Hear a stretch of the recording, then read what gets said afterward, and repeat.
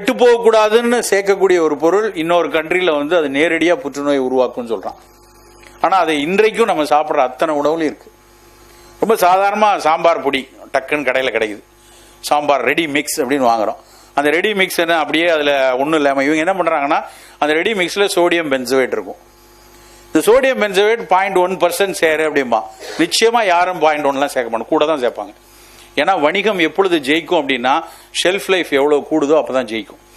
இல்லைன்னா கடையில் இவன் பெரிய கடைகள்லாம் என்ன பண்ணுறாங்க அப்படின்னா 6 months ஷெல்ஃப் லைஃப் இருந்தால் மட்டும் எடுத்துட்டு வா, இல்லைன்னா கொடுக்க மாட்டேன் அப்படிமா. ஸோ 6 months ஷெல்ஃப் லைஃப் வேணும்னா இவன் என்ன பண்ணிடுவான், டக்குன்னு எதுக்கும் 1% கூட போட்டுக்குவோம். யார் பார்க்க போறா? யாரும் பார்க்க போறது இல்லை. இவங்க என்ன பண்ணுவாங்கன்னா அதில் சாம்பார் வைப்பாங்க. சாம்பார் வச்சு அப்போ சாப்பிட்டா கூட ஒன்றும் பிரச்சனை இல்லை. அதில் மீதியை ஃப்ரிட்ஜுக்குள்ளே வச்சுருவாங்க. ஃப்ரிட்ஜுக்குள்ளே வச்சுட்டு அதுக்கு அடுத்த நாள் தான் அதில் வந்து கிளைமாக்ஸ் இருக்குது. அதை திரும்ப கொதிக்க வைப்பாங்கல்ல, அப்போ சோடியம் பென்சோவேட்லேருந்து பென்சீன் வெளியே வரும். பென்சீன் நேரடியான புற்றுநோய் காரணி. இப்போ யாருக்கும் இது வந்து என்ன மீந்திரதை சுட வச்சு சாப்பிட்றதுல என்னப்பா தப்பு, அந்த காலத்தில் சுண்டக்கறிலாம் வச்சு சாப்பிடலையா அப்படின்னு கேட்பாங்க. அந்த காலத்தில் நம்ம ஆயா சுண்டக்கறிக்கு வந்து சோடியம் பென்சோவேட் போட்டதில்லை. அவங்க கத்திரிக்காயும் பூண்டும் போட்டு தான் வச்சு கொடுத்தாங்க, ஃப்ரிட்ஜ்லேயும் வச்சதில்லை. அதனால் அந்த கெடுதல் எதுவும் வராது. ஸோ இப்படி ஒரு விஷயத்துலையும் ஒரு சாக்லேட் எடுத்தால் அதில் வந்து ஒரு சாக்லேட் 100 கிராம் சாக்லேட்னா அதில் 3 கிராம் மட்டும்தான் உடலுக்கு எதுவும் பாதிப்பு தராதுங்கிறது. கொக்கோன்னு எடுத்தீங்கன்னா ஒரு 3 கிராம் அது அதிகபட்சம் அலர்ஜி கொடுக்கும். அலர்ஜினோடனே அம்மா சொன்ன ஒரு விஷயம் ஞாபகம். எனக்கு அதை படித்ததுலேருந்தே ஒவ்வொருத்தட்டியா அதை சொல்லாமல் போகிறதில்ல. ஒரு பெரிய பெரிய மேபெரும் உலகத்தில் உள்ள எல்லா பட்டமும் வாங்கின ஒரு விஞ்ஞானி, உங்களுக்கு தெரியும், சொல்ல வேண்டாம், வேளாண் விஞ்ஞானி. அவர் வந்து ஒரு பேட்டி ஆனந்த உடலில் கொடுத்துருந்தார். இது மாதிரி காய்கறியில் கீரையில் எல்லாம் இந்த மாதிரி மரபணு பயிரெல்லாம் வருது, இதை வந்து இதெல்லாம் ஆபத்து இல்லையா அப்படின்னா, ஒரு ஆபத்தும் வராதுங்க, லேசாக அலர்ஜி வரும் அப்படின்னார். லேசாக அலர்ஜினா அந்த பத்திரிக்கை இருக்க லேசாக அலர்ஜினா லேசாக கொஞ்சம் அரிப்பு வரும், அப்புறம் லேசாக கொஞ்சம் மூச்சு அடைக்கும், லேசாக கொஞ்சம் ஒன்றுக்கு போகாது, அவன் லேசாக செத்து போயிடுவான். அதுதான் மினிவு. அலர்ஜிங்கிறது ஒரு சாதாரண அம்மா சொன்ன மாதிரி உதரில் இச்சிங்ல இருந்து ஆரம்பிச்சு சோக்கிங் வரலாம், யூரின் மோஷன் போகாத ஒரு சூழல் வரலாம், ப்ரீதிங் இது வரலாம், டப்புன்னு அனஃபலாக்டிக்னா டெத்தே ஆயிரும். அலர்ஜிங்கிறதே அதுதான். யாருக்கு எப்படி விளைவிக்குங்கிறது யாராலையும் சொல்ல முடியாது, ஒவ்வொரு தனி நபர் சார்ந்த விஷயம் அது.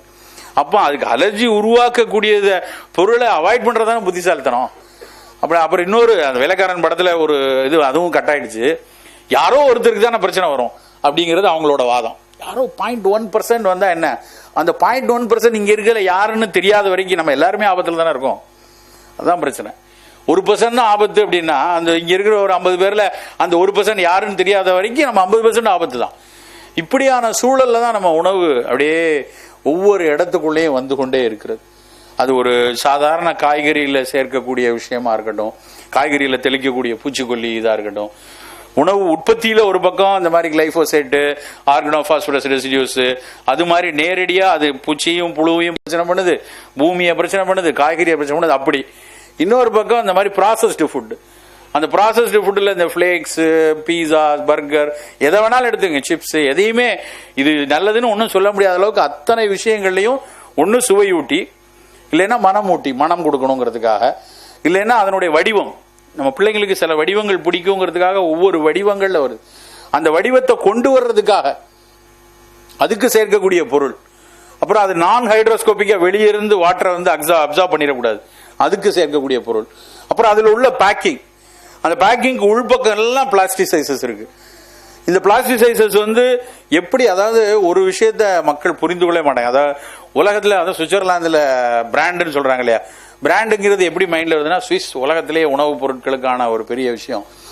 கிளாக்ஸோ வந்து அமெரிக்கா, இங்கிலாந்துல மிகப்பெரிய இது அப்படின்னு நினைக்கிறாங்க. அவர்கள் பண்ணியிருக்கிற ஆய்வுலாம் கண்ட்ரோல்டு அட்மாஸ்பியர்ல ஒரு இடத்துல ஒரு பர்டிகுலர் விஷயத்தை மட்டும் ஸ்டடி பண்றாங்க. நம்மால் வந்து புளிக்குழம்புக்கு லேஸ் சிப்ஸ் வச்சு சாப்பிட்றான். இந்த புளிக்குழம்புல இருக்கிற டாட்டாரிக் ஆசிடும், அதுல போட்ட பூண்டும், இதுல லேஸ் சிப்ஸ்ல இருக்கிற சோடியம் பென்சோவேட்டும் ஒன்னா எப்படி வேலை செய்யணும், எங்கேயும் அறிவியல் கிடையாது, எங்கேயும் சயின்ஸ் ஸ்டடி கிடையாது.